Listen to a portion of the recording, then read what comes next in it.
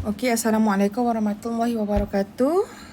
Hari ini cikgu akan teruskan kelas kita dengan topik subjek predikat dalam pola ayat. Minggu lepas cikgu dah ajak kan berkaitan dengan jenis-jenis ayat. Minggu ni cikgu akan ajak subjek dengan predikat dalam pola ayat pula. Okey. Dalam subjek predikat ni, cuba tengok sini. Subjek ni dia merupakan watak atau benda yang utama. Dia macam orang, macam tu lah. Dia ialah frasa nama. Manakala predikat ni pula dia ialah cerita tentang watak. Dia menerangkan subjek tadi. Dia menerangkan frasa nama. Contohnya, Puan Rohani. Puan Rohani ni adalah frasa nama. Guru kelas saya. Di awal ayat ni je dia dah cakap dah guru.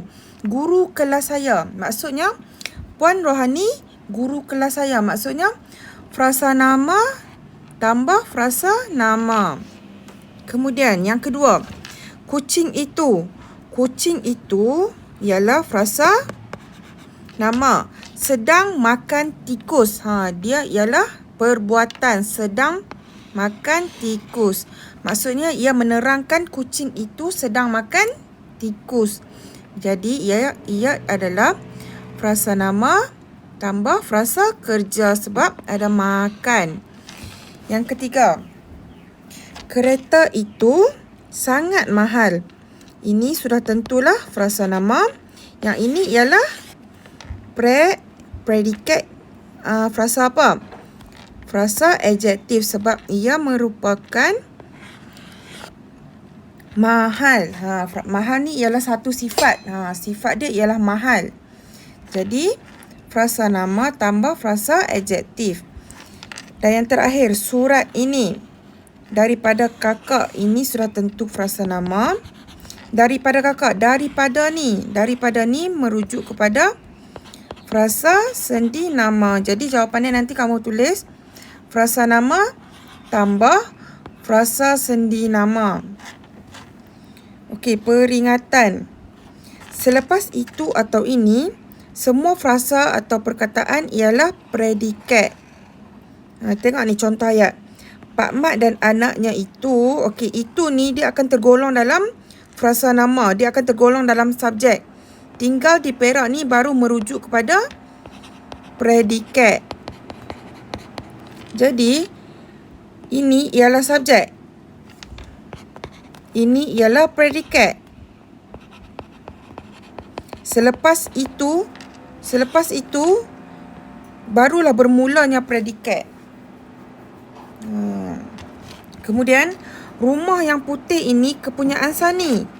Rumah yang putih ini kepunyaan Sani. Maksudnya sampai ini saja dia adalah subjek. Dan selepas ini kepunyaan Sani dia merupakan predikat. Contohlah kalau kamu cakap ini kepunyaan Sani, dia macam tergantung. So dia kena ambil rumah yang putih ini, iaitu ia merupakan subjek. Kepunyaan Sani barulah predikat. Sebelum sedang. Kemudian sebelum sedang, semua frasa atau perkataan ialah subjek. Okey, tengok contoh ayat di sini. Budak lelaki itu sedang menari di atas pentas. Maksudnya budak lelaki itu ialah subjek. Bermula daripada sedang sampai habis ayat ni dia merupakan predikat. Jadi kalau nanti kamu nak kenal pasti subjek atau predikat, bermulanya perkataan sedang ni ia adalah predikat.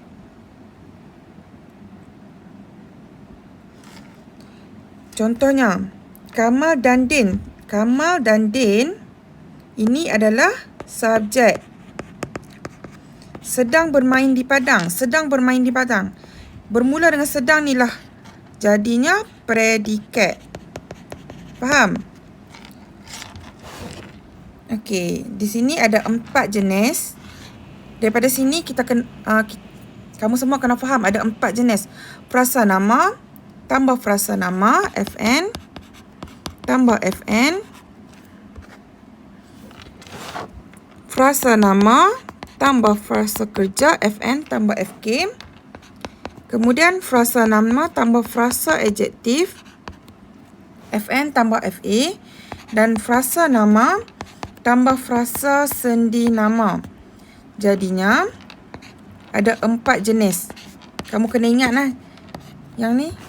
Apa pun frasa nama perlulah di hadapan. Kemudian lepas frasa nama tu kamu kenal pasti sama ada ya frasa adjektif ke, frasa sendi ke, frasa kerja ke. Kamu kena kenal pasti. Kemudian yang ni juga penting supaya kamu dapat beza mana subjek mana predikat. Okey, contohnya selepas itu barulah bermulanya subjek. Selepas ini juga bermulalah predikat. Maaf cikgu. Maksudnya selepas itu atau ini barulah bermulanya predikat. Kemudian sebelum sedang semua frasa atau perkataan barulah bermulanya subjek. Okey, kemudian kita akan buat aktiviti ni pula. Okey. Subjek dengan predikat. Kat sini mana subjek? Subjek dia ialah cikgu dah cakap dah tadi. Selepas itu baru predikat. Jadi subjek dia ialah bangunan itu. Muzium negara ialah predikat.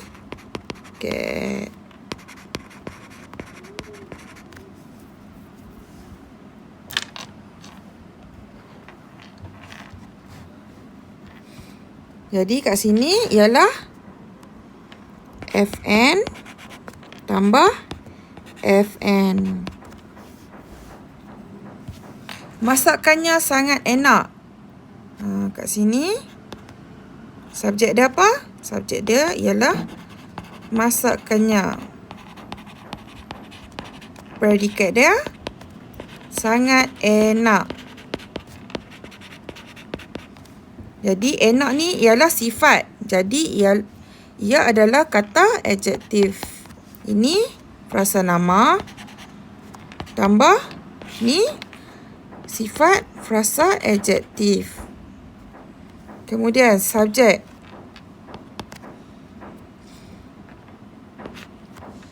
Cikgu dah cakap, subjek ni kita kena ambil sampai itu. Kita tak boleh ambil lepas pada itu. Dia kena ambil subjek ni sampai itu. Kereta api ekspres senandung pagi itu. Predikat dia barulah dari utara. Jadi ini ialah frasa nama. Dari ni ialah frasa sendi nama.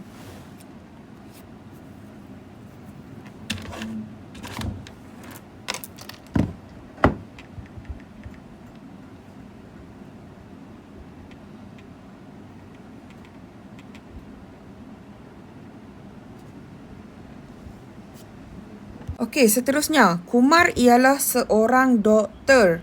Mana frasa nama dia? Frasa nama dia ialah Kumar. Start daripada ialah ni lah baru bermulanya predikat. Jadi subjek dia perlulah frasa nama. Jadi Kumar. Manakala predikat dia pula. Predikat dia ialah seorang doktor. Ialah seorang doktor ni frasa apa? Frasa nama. Kamu kena ingat apa saja subjek dia perlulah terdiri dari frasa nama. Dia tak boleh frasa kerja atau frasa apa. Dia perlu frasa nama. Belakang tu barulah ada frasa-frasa yang lain. Kemudian lukisan pemandangan yang kamu lukis itu sangat cantik. Cikgu dah cakap dah tadi. Awal ayat perlu ambil sampai itu. sebagai subjek. Subjek ni perlu ambil sampai itu. Kemudian yang selebihnya ini baru predikat. Okey, subjek dia lukisan pemandangan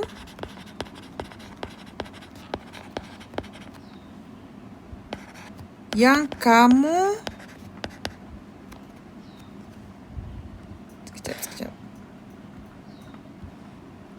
pemandangan yang kamu lukis itu. Predikat dia apa? Ini predikat dia. Sungguh cantik. Ia menerangkan. Jadi cantik tu apa? Cantik tu ialah sifat. Sifat apa? Sifat ialah frasa adjektif. Frasa adjektif. Ini ialah, sudah tentulah subjek dia ialah frasa nama. Seterusnya, ayat biasa dan ayat songsang. Panduan menukarkan ayat biasa kepada ayat songsang dan sebaliknya. Okey, ayat biasa. Ayat biasa tu subjek dia hadapan lah, dia mesti duduk hadapan. Predikat dia di belakang. Contohnya, predikat dia boleh jadi satu ayat atau dua ayat gabungan. Yang penting subjek dia, ayat biasa ni subjek dia perlu di hadapan. Contohnya, pelajar itu. Ini ialah subjek. Sangat rajin. Ia menerangkan. Ini ialah predikat. Jadi, ia merupakan ayat yang biasa. Kemudian, semua calon SPM. Ia merupakan subjek. Boleh menjawab semua soalan itu. Ia ialah predikat. Kemudian, kampung mereka. Ia merupakan subjek. Kemudian, sering dilanda banjir. Ia menerangkan. Kampung tu sedang dilanda banjir. Ia merupakan predikat. Kalau ayat songsang, pula predikat dia ni duduk di belakang. Subjek dia duduk di depan. Kalau ayat biasa, subjek duduk depan, predikat duduk belakang. Kalau ayat songsang, predikat dia duduk depan, subjek dia duduk belakang. Contohnya, sangat rajin pelajar itu. Ini ialah predikat, dia menerangkan. Jadi, ia merupakan ayat songsang. Pelajar itu barulah subjek. Kemudian, boleh menjawab soalan itu. Ini merupakan predikat, dia menerangkan. Subjek dia di belakang. Kemudian, yang ketiga, sering dilanda banjir kampung itu. Predikat dia yang mana? Predikat dia ialah sedang dilanda banjir kampung mereka. Kampung mereka ni ialah subjek. Dia menerangkan kampung tu sedang dilanda banjir. Dia tukar kan? Subjek tu di belakang. Dilanda banjir dulu di hadapan, kampung mereka di belakang. Jadi, ia merupakan ayat songsang.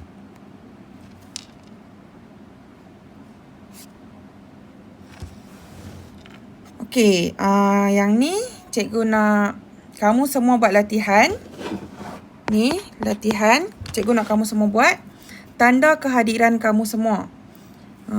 Kalau tak buat, cikgu akan report kepada orang atasan. Ataupun cikgu akan report dekat cikgu kamu yang kamu tak hantar.